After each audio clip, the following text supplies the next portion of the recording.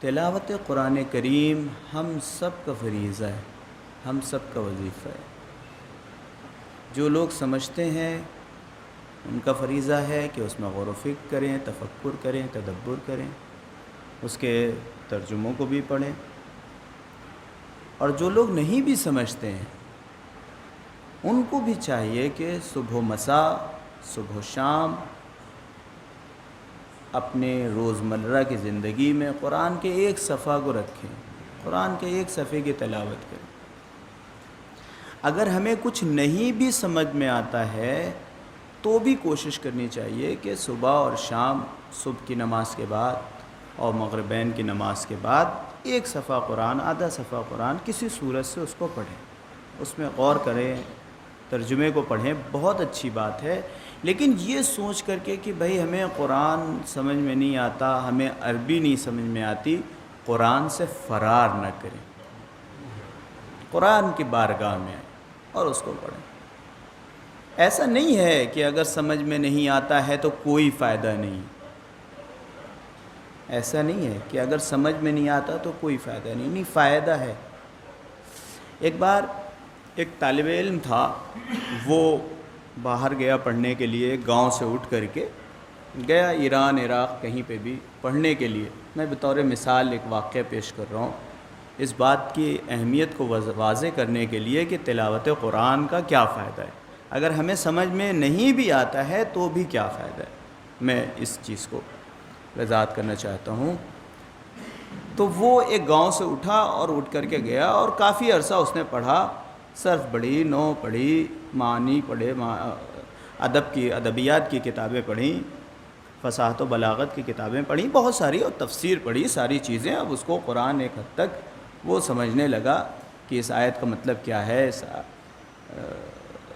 لفظ آیت میں جو لفظ استعمال ہوا ہے اس کا مطلب کیا ہے، وغیرہ وغیرہ۔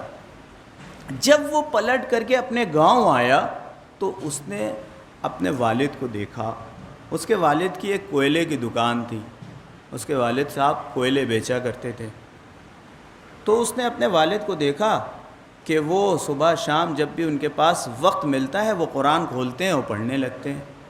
تو ایک مرتبہ اس نے اعتراض کیا کہ ابا آپ کو تو عربی آتی نہیں، آپ کو تو پتہ ہے نہیں کہ صرف کسے کہتے ہیں، نحو کسے کہتے ہیں، آپ کو تو لغت ہائے حجازی کے قارون توڑنے نہیں آتے، پہاڑ توڑنے نہیں آتے، آپ کے پاس تو الفاظ و معنی کا علم ہی نہیں ہے، تو آپ قرآن پڑھ کر کے آپ کو کیا فائدہ ہے؟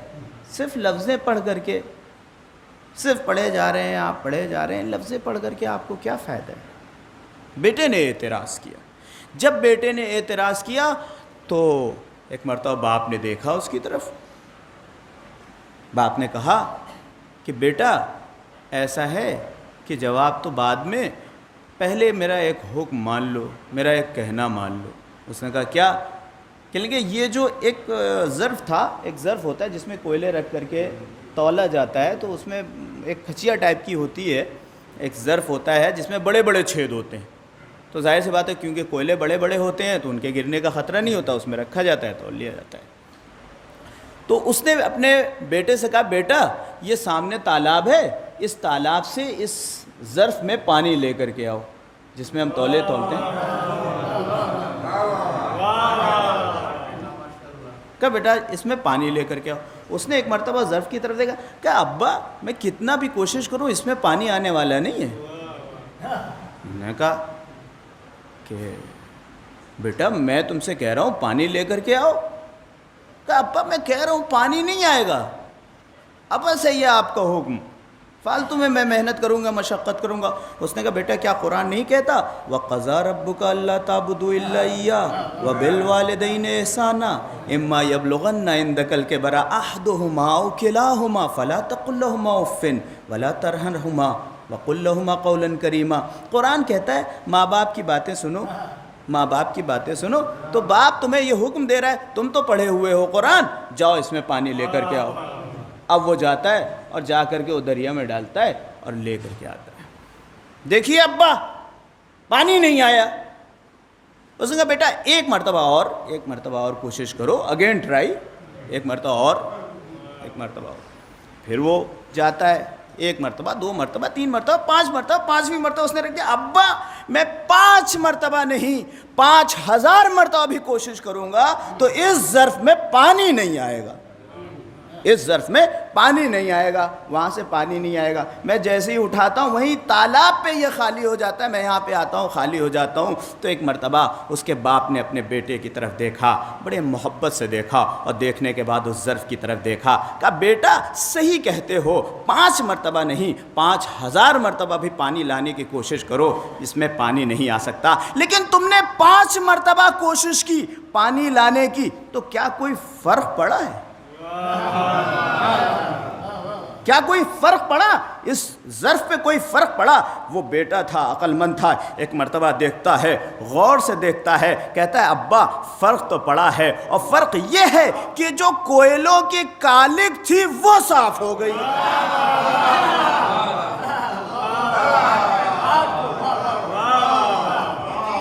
کہا ابا پانی تو نہیں آیا مگر جو کوئلوں کی کالک تھی وہ صاف ہو گئی ہے۔ ایک مرتبہ اس کے باپ نے اپنے بیٹے کو دیکھ کے کہا بیٹا قرآن بھی دریا ہے، دریا، اگر الفاظ و معانی کے درہائے نایاب نہ ملیں گے تو تمہارے دلوں سے گناہوں کی کالک صاف ہو جائے گی۔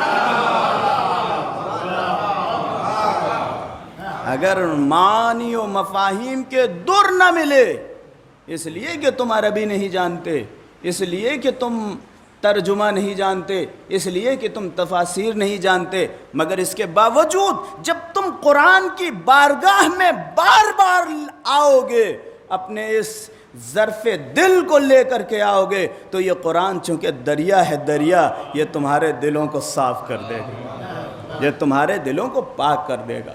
لہذا ہمیں چاہیے کہ ہم قرآن کی بارگاہ میں مسلسل آتے رہیں، قرآن صبح و مساء اپنی زندگی کا ایک جزو لا ینفک بنا لے، قرآن کو مسلسل تلاوت کرنے کی کوشش کریں ہر وقت۔